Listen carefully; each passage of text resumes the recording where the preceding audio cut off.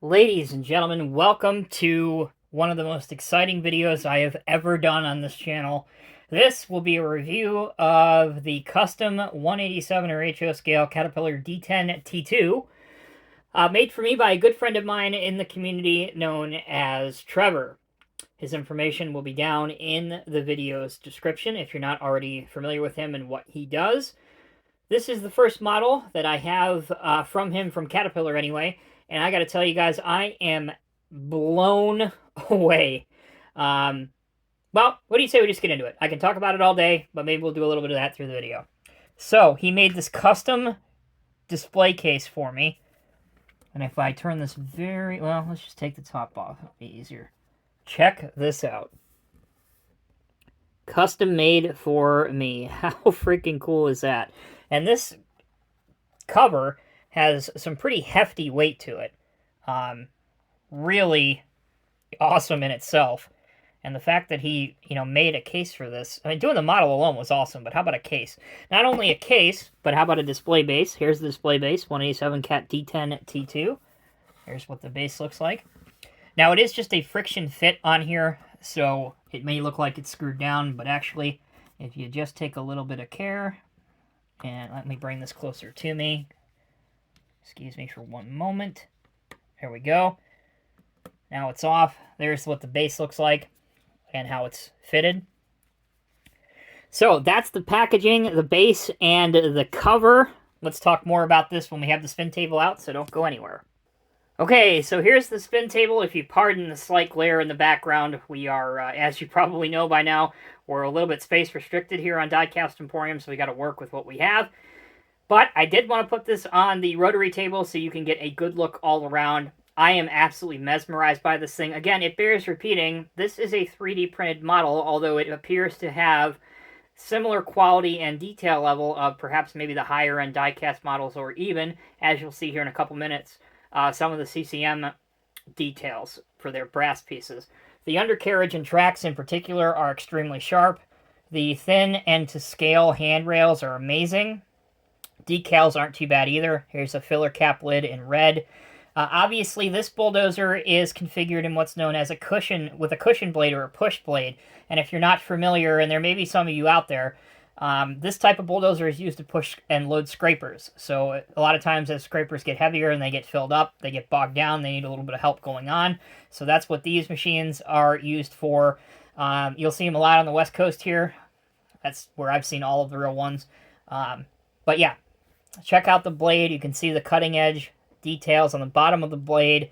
I don't know what else to say about this thing. I mean, it is just absolutely incredible. There's even, see the little idler right there? There's even an idler that he made into the casting. Here's the lights on the back as well, and obviously a single shank ripper. There has never been a D10 made in 187 scale, if you can believe it. Through all the years, all the different companies that have had a Caterpillar license to produce scale models, there has never been a D10 made.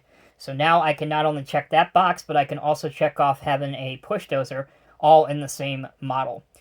So let's see what this thing looks like when it's posed next to a couple other models, so you can see, these models you may have in your collection or you may already be familiar with. So here is a CCM D8R. This is a brass model.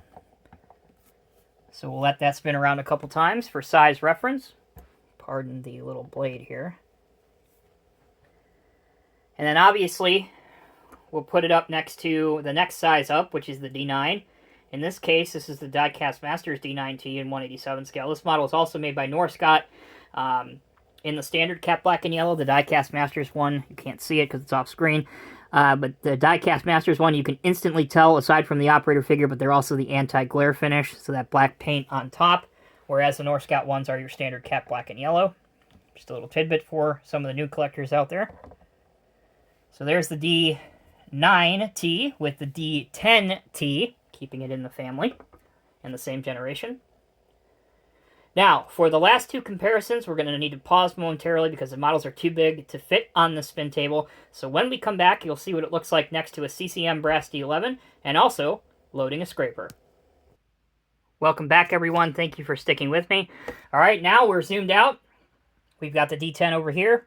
and the CCM D11R, again, another brass model in 187 scale. End to end. Show you the size. Zoom in a little bit.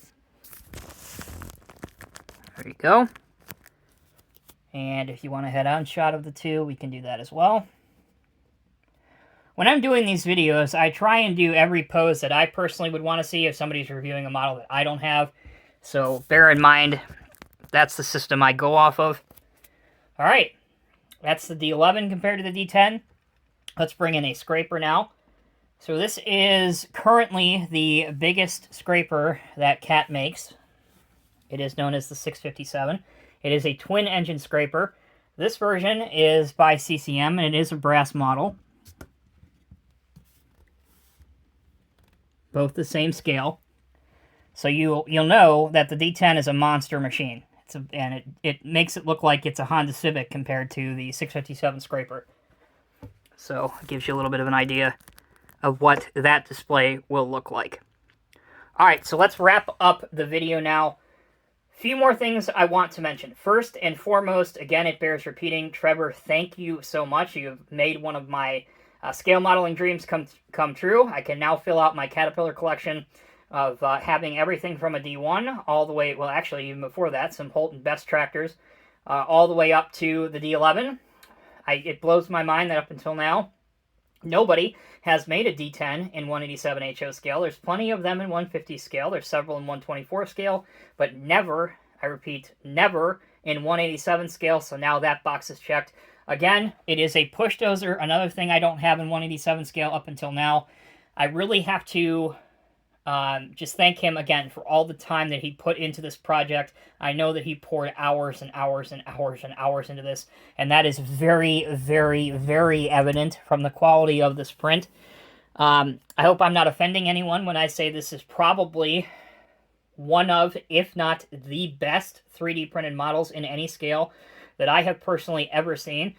It is so good that at a glance, it really makes you wonder if this is 3D printed, because it has that high-quality paint finish that almost gives it a die-cast model sheen to it. And if you've been thinking about, you know, delving into the custom models or 3D printed models, let this one be the catalyst that kind of pushes you over and gives it a try. These are not inexpensive, but again, this is another case where you get what you pay for. All of his contact information will be down in the video's description. I'm not sure as of now, when I'm filming this video, you know, how many of these he's going to do for people, or if he's going to do a custom run for other people. I'm sure that he's at least thinking about it. So check out the video's description again for all of that information. If you'd like to see my other Cat bulldozers in 187 scale, there will be a link on your screen right now. You can click that. That's it. Thank you all so much for watching. I really hope you enjoyed this video at least half as much as I do. And again, for one final time, Trevor, thank you so much. You made a young man very happy. So I hope that's worth something to you as well. Thanks for watching. Take care, be well. I'll see you guys in the next video.